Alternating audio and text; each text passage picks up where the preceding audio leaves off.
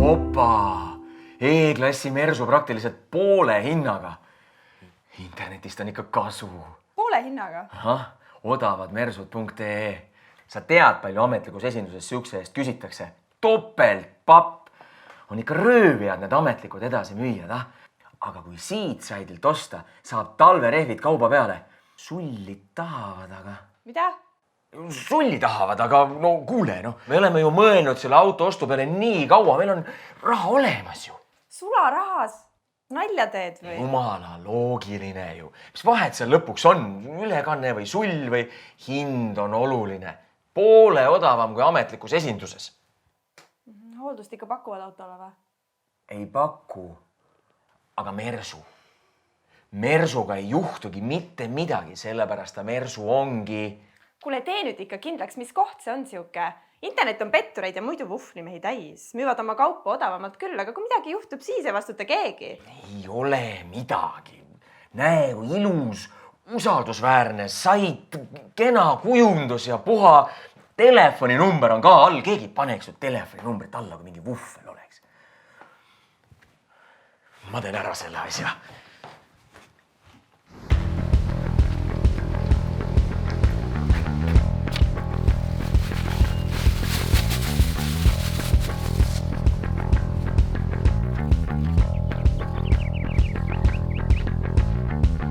Teie olete Madis, jah?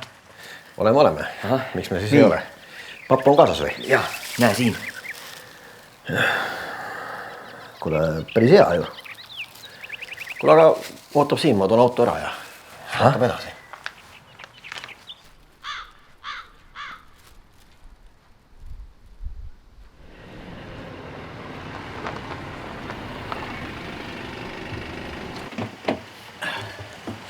No nii. Siin ta nüüd on. Jääde kiire proovisõitja.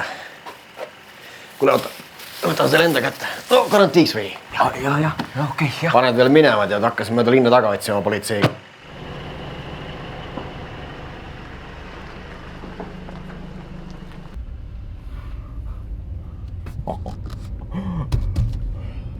Poole hinnaga. Ole sa tänatud internet.